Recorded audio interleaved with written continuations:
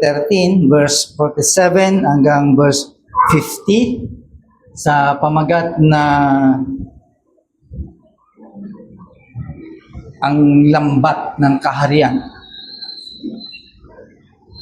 Tawag sa pagmimisyon at paghahanda. It is the parable of the dragnet. Bakit po siya tinawag na dragnet? Because ito yung lambat na kung saan ay inihila. No?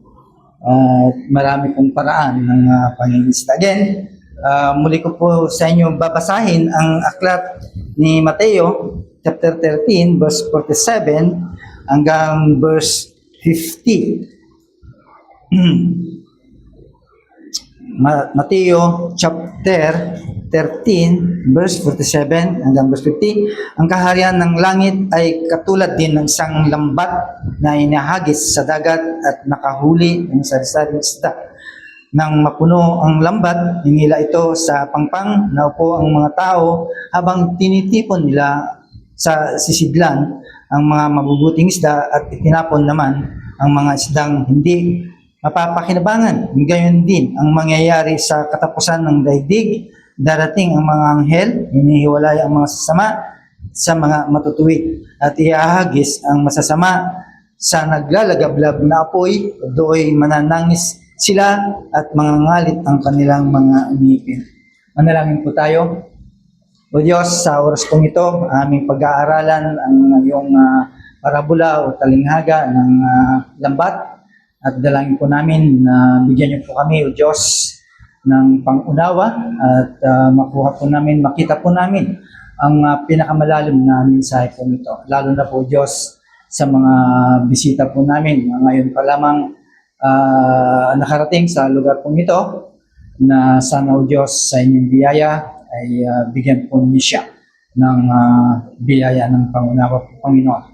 Alam po sa pangunawa sa inyong salita. Maraming salamat po, Diyos. Maasa po kami na kami po ay biyayaan mo po sa oras pong ito. Ito po aming dalangin sa pangalan po ni Jesus. Amen. O, bago po tayo mag-umpisa, nais ko pong ilarawan sa inyo ang buhay ng mga mangingisda sa lawa ng Galilea. Sila po ay gumagamit ng malalaking lambat o ito yung dragnet na kung saan ay humihila sa lahat ng humuhuli sa lahat ng uri ng isda, mabuti man o masama.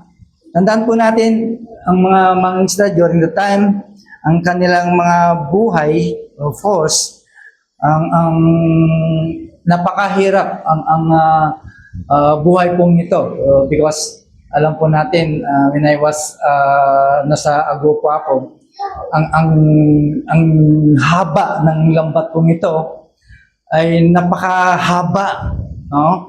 Which is dun sa amin itong dragnet magmula sa palengke hanggang dito, dalawa po yon, ihilahin po yon hanggang sa magtagpo sila.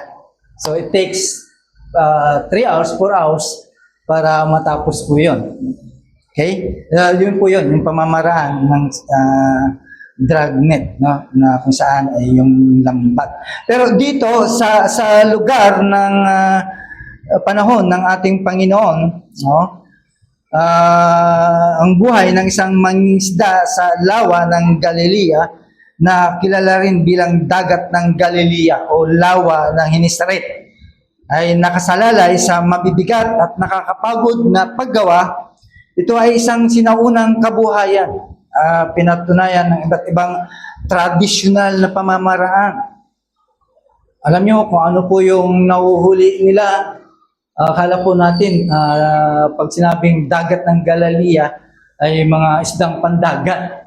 No? Ang nahuhuli po nila po doon, ang pinakasikat na isda na nahuhuli pa nila doon ay yung Hebrew na word na mast. Ibig sabihin, ito yung tilapia. Tilapia. Okay? Dalawang klase lang ang kanilang, bagamat 24 kinds of fish na nandoon, kaya lang dalawa lang yung pinaka-importante na kanilang hinuhuli. No? Ito yung tilapia at saka yung karpa. Nakita na kaya siguro ng isdang karpa, no? Sa palengke, doon sa lugar ng mga tabang. Yung bini ba tawag doon? Yun, yung malalaki ang kaliskis po noon. Yun yung isda na napakahalaga sa kanila. No? Pero tandaan po natin, paano yung pamamaraan ng kanilang pangingisda. Tandaan po natin, hindi ito casual na para bang yung gumagamit ng langrad o kaya reel, no? Yung nakikita po natin po yun, hindi po ganon. Ito ay mabigat na trabaho na ginagamitan ng magkakaibang uri ng lambat na kadalasang ginagawa ng sabayan.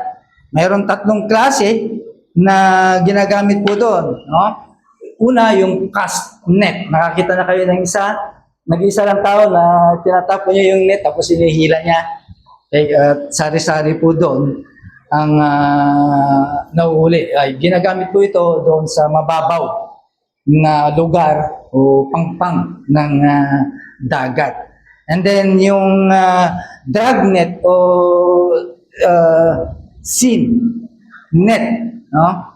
Ito yung mahabang lambat. Sa kanila ay umaabot lamang ng 100 meters. Dahil malit lang naman yung Sea of Galilee, hindi katulad ng Pacific Ocean, talagang ang laki po doon, hindi mo maubos. Okay?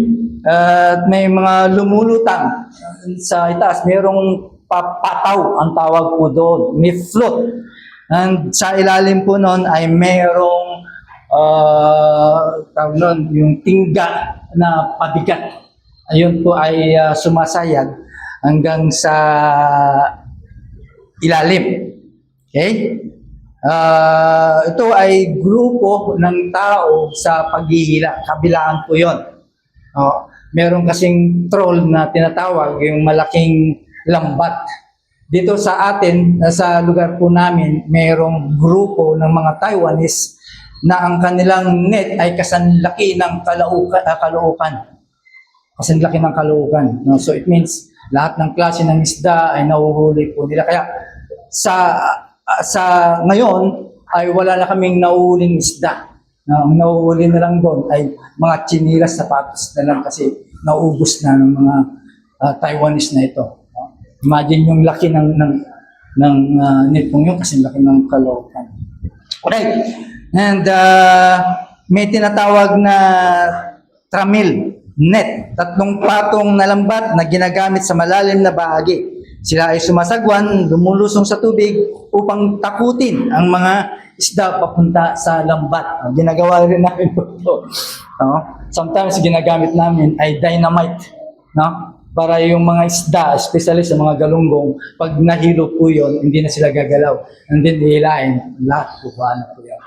Yun po yung klase. No? And maraming klase ng isda. Mayroong 20 pieces na uri ng isda sa lawa pong ito. Pero ang mga pangunahing target nila ng mga isda, ayun nga, tilapia, yung bini, yung barbel, yung karpa, and meron pang tinatawag na Galilee sardines. Siguro ito yung maliliit na inuhuli po doon sa Taal. At take note, yung St. Peter fish, alam niyo ba kung ano yun? Yun po yung tilapia. Yun yung St. Peter fish. Okay? So, ibig lang sabihin, ang mga taong ito ay talagang nakikipagsapalaran po sila sa kalikasan because yung Galilee ay napalibutan po yun ng mga bundok. Kaya kapag humangin po yun, umiikot po yun. Kaya malaki po ang mga alon po doon. Yun po yung problema po doon. Kaya sila ay nakikipagsapalaran. No? Pumapalaot po sila sa gabi hanggang sa madaling araw.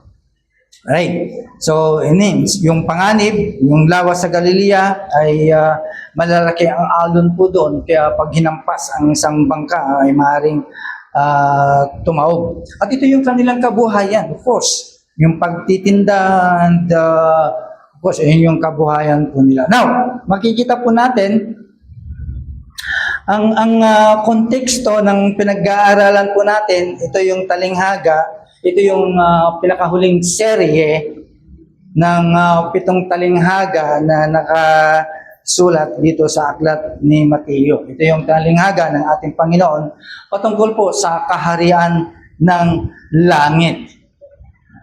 Right? Kaharian ng langit. Ang mensahe po natin, ang Ebanghelyo ay bukas para sa lahat ng tao. Ngunit may takdang panahon ng paghukom kung saan ang tunay na tapat at ihiwalay sa mga makasalanan.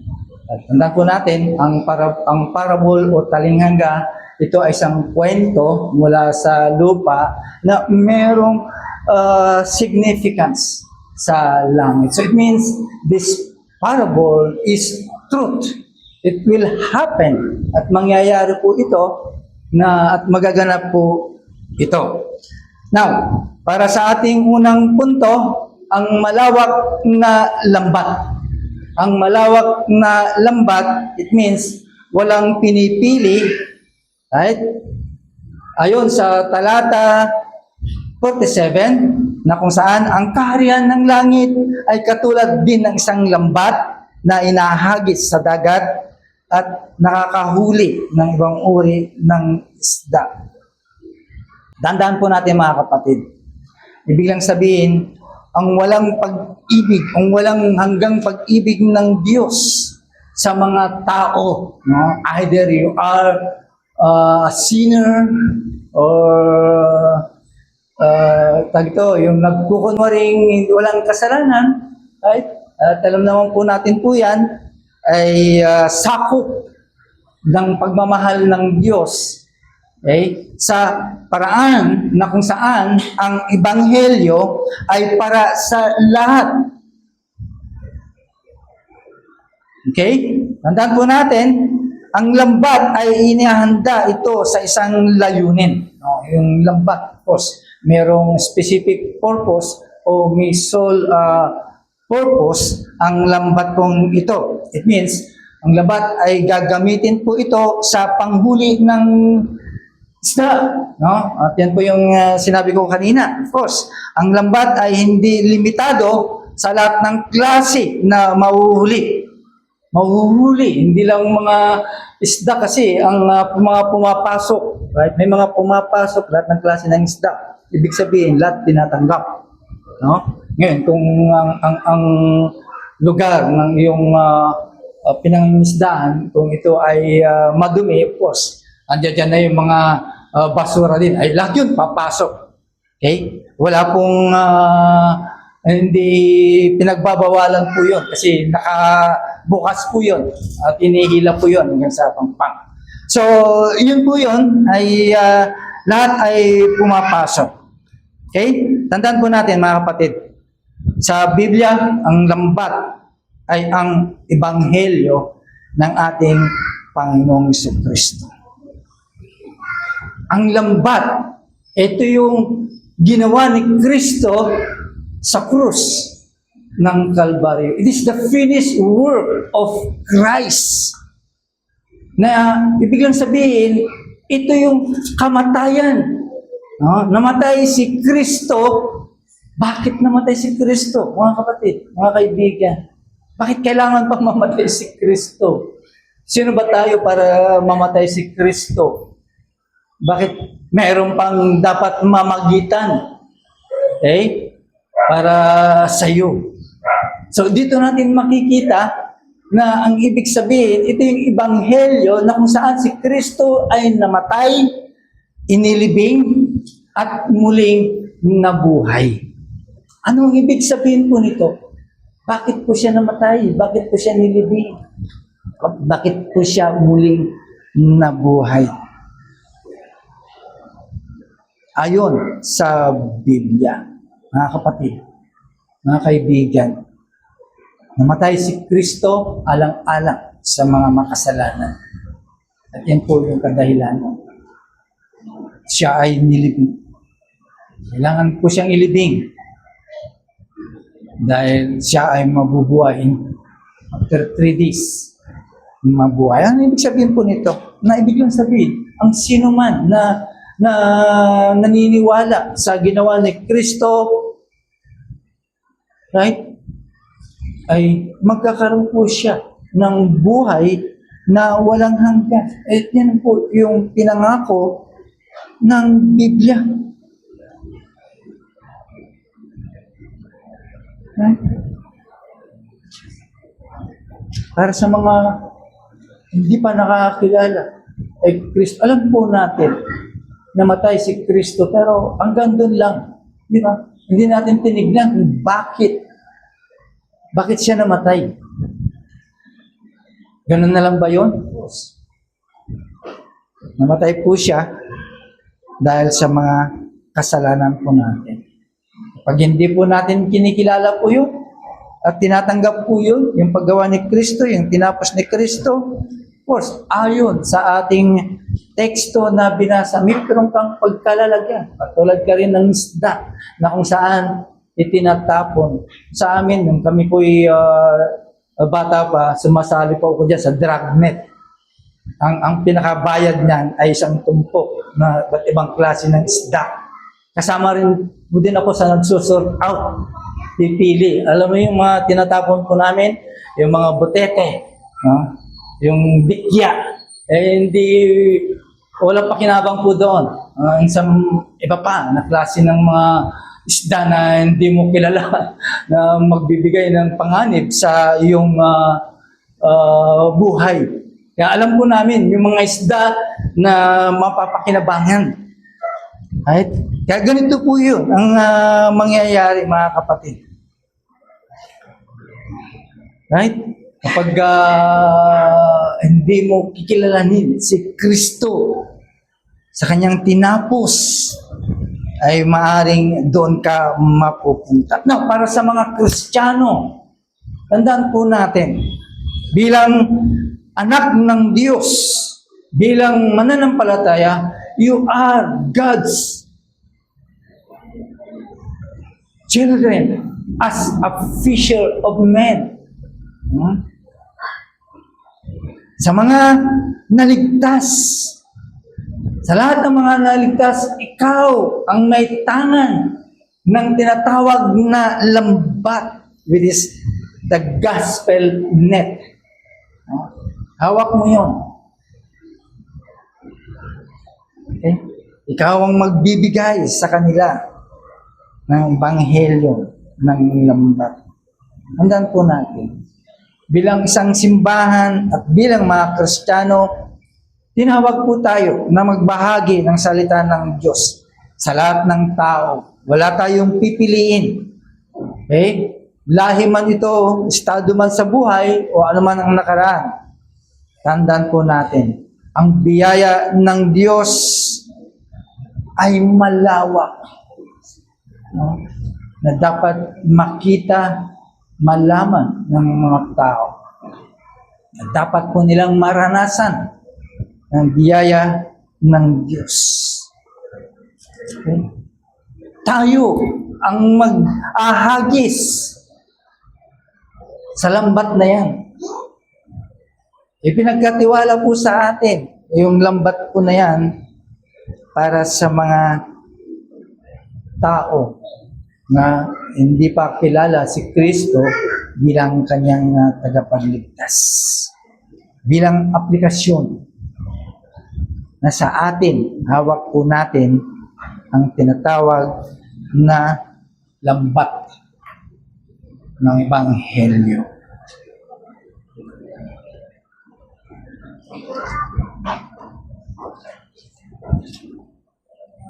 Kapatid, sabi po ng talata 48, binanggit po doon, nang mapuno ang lambat, hinila ito ng mga mangingisda sa pangpang.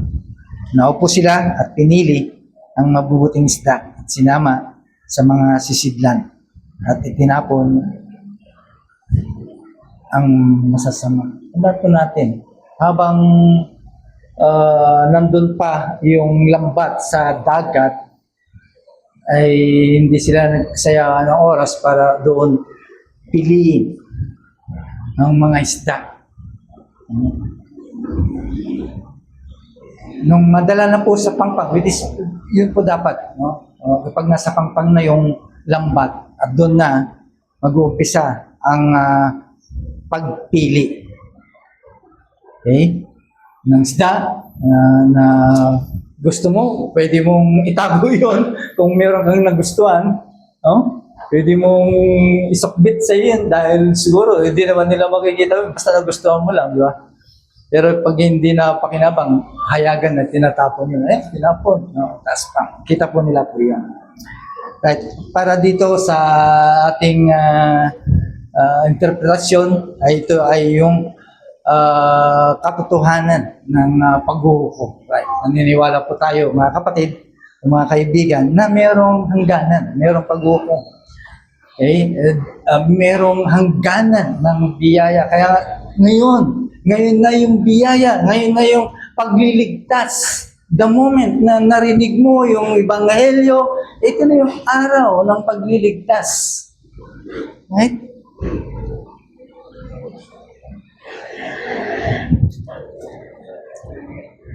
Tandaan po natin, hindi natin tungkulin bilang mga tao, bilang mga Kristiyano na husgahan o hatulan.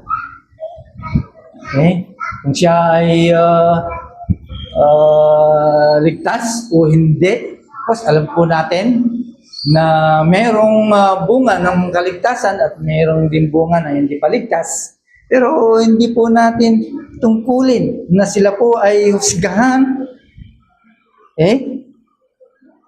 Hindi natin tungkulin na sila ay hatulan, kundi ang magiging misyon na dapat po nating tanganan ay yung ihagis ang lambat. Tungkulin natin na mag-imbita, sabihan ang taong ito. Hanggat maaari, madala po natin sa simbahan upang makarinig ng ebanghelyo na ipinapangaral sa loob ng simbahan, or else kaya mong ibahagi ang ebanghelyo na natutunan mo o naranasan mo o napakinggan mo, o of course alam mo na yun yung paraan para maligtas ang tao sa salita ng Diyos na ating natutunan. Ikan. Pero hindi po natin tungkulin na hatulan ang sinuman. Right? Hindi natin trabaho. Ang trabaho po natin ay ihagis ang lambat para sa kanila.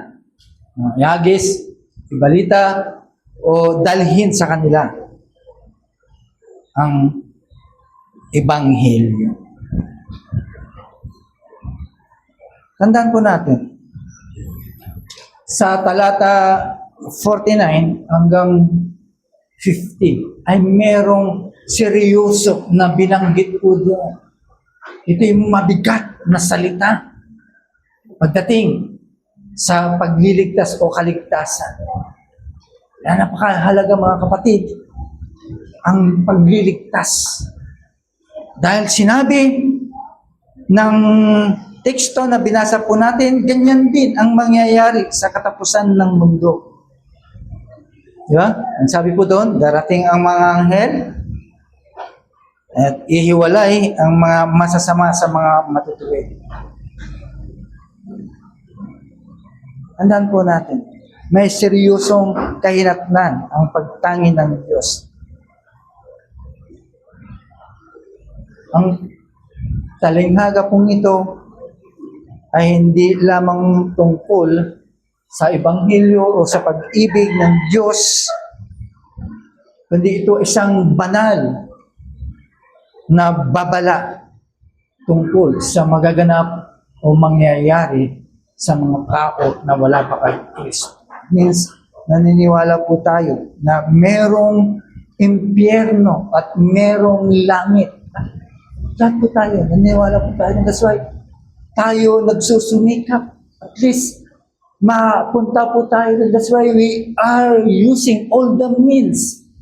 Nagpakabuti. Okay? gumawa ng mabuti, sumunod sa mabubuti para lang at least dito ako pupunta sa gusto ko. Pero hindi po yun ang sinasabi ng Biblia. Ang sinasabi ng Biblia ay manampalataya kay Kristo.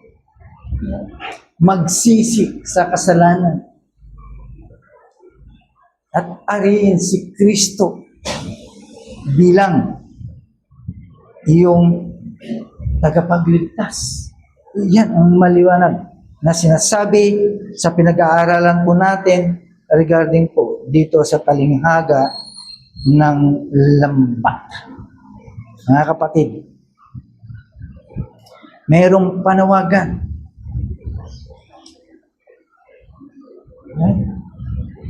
Hindi, ang tao ay hindi mananatili sa loob ng lambat. Pipiliin po sila, no? Pipiliin po sila. Na ibig lang sabihin, hindi sapat na ikaw ay pupunta sa simbahan or magpapakilalang Kristiyano. Diba?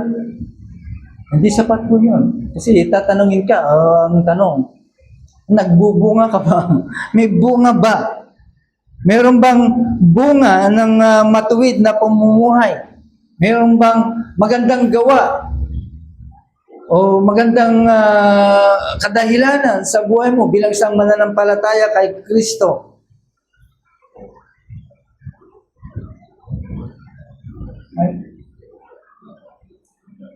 Meron bang nakikita sa iyo bilang patunay? Mamaya, ito po yung pag-aaralan po natin sa mamayang hapon.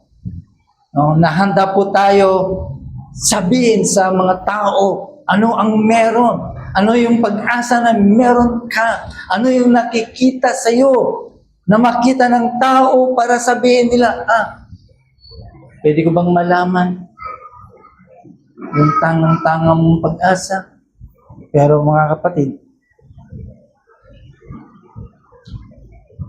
darating ang panahon, at ito yung sinasabi po dito sa ating teksto, na mayroong panahon ng paghuhukom. Darating ang araw na uhukuman po tayo. Kaya isa itong panawagan sa bawat isa po sa atin, mananampalataya ka man o hindi, ay ating siyasatin ang ating mga sarili. Lalo na po, wala pa kay Kristo. Nakakatiyak ka ba? O meron ka bang katiyakan ngayon para sa kaligtasan? Ayon sa ating binasa, ay sa pamamagitan ng Ebanghelyo na si Kristo ay namatay, inilibing, at muling nabuhay. Now, ito po yung hamon.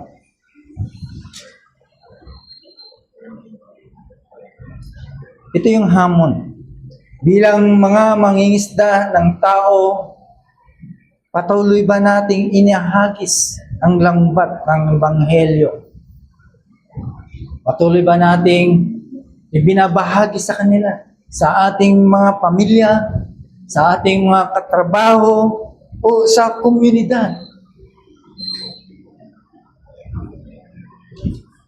Para sa mga wala pa kay Kristo, ito yung tawag ng pagsisisi. Kapatid, huwag nating sayangin ang panahon ng biyaya. Ngayon, ang araw ng kaligtasan, araw para magpakababa sa harapan ng Diyos. Sa mga mananampalataya,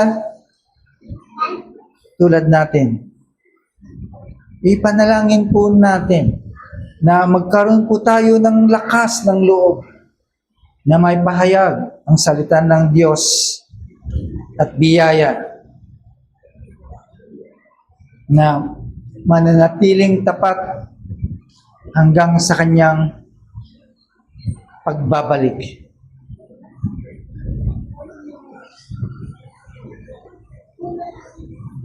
Mga kapatid, isipin po natin, alam niyo ba yung sorting facility? Alam po natin yung Shopee at saka ito, Lazada, di ba? Merong hub. Merong lugar na kung saan ay pinalalagyan. No? Maraming mga kahon po doon sa loob ay libo-libo. Dumarating po yun bawat oras. Di ba? Lahat ng mga, of course, lahat ng mga parcel doon ay sama-sama sa isang malaking conveyor belt. Kung nakakita na po kayo, mayroong conveyor belt po doon na nandudala. Umiikot po yun para kunin at i-scan ang bawat isa. Okay? May mga parcel kasi sometimes nalilimutan yung mga address kung saan papunta. No? Nalilimutan po nila yun sa excitement. Right? Di ba? Nalilimutan po nila yon. Kaya walang bayan. Kaya yung mangyayari po doon, ay maiiwan po doon. Sometimes may mga picking order pa. Walang matino at walang malinaw na pagkakilala. That's why ang mga bagay pong ito ay binubukod. Kaya tinatago na lang, diyan ka na lang, wala ka namang silbi. Kaya ibig lang sabihin, ganito inilalarawan. Balikan po natin ng ating Panginoong Jesucristo ang talinghaga ng lambat. Yeah? Ganito niya inilalarawan. Of course, sa ngayon, bukas ang lambat ng Ebanghelyo. Okay? Bukas ang Ebanghelyo para sa lahat. Lahat ay tinatawag, ngunit darating ang araw ay pag-iwalay. Anong ibig sabihin po nito? Para sa kanyang kaharian, tandaan po natin.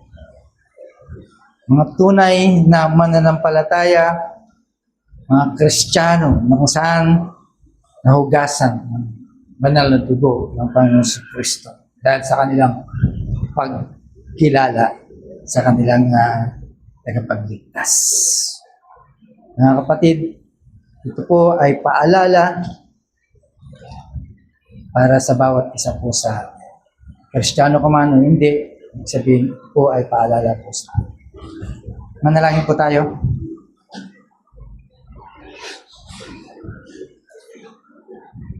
Let's pray. Panginoon naming Diyos na makapangyarihan sa lahat, maraming salamat po sa inyong mga salita na aming narinig sa araw na ito.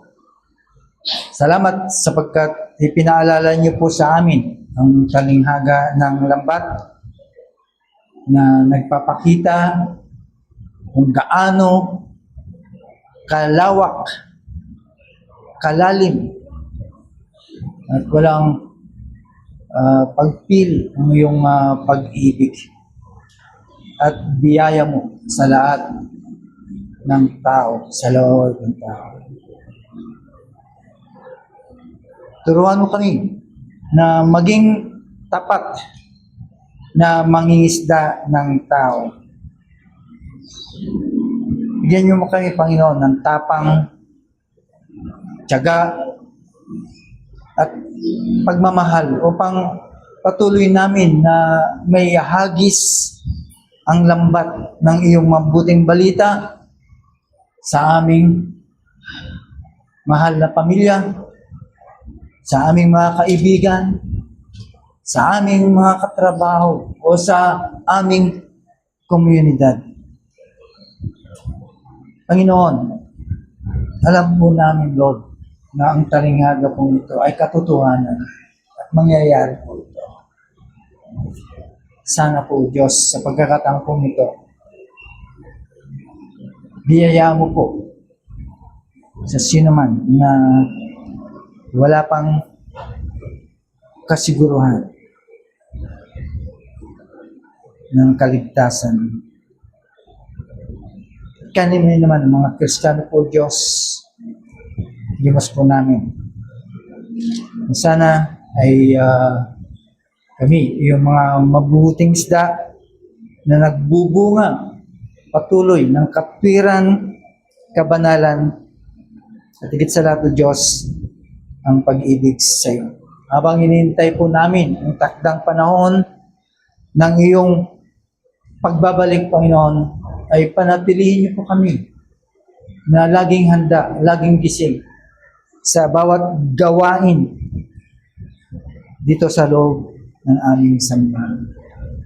Kaya dalangin po namin po, Diyos, na patuloy na akayin mo kami sa gawain kung saan ang lambat pong ito ay may bahagi po namin at nabigay po namin sa mga hindi mananampalataya. Maraming salamat po, Diyos. Ito ang aming sama-samang panalangin sa pangalan po ng aming Panginoong Kristo. Amen.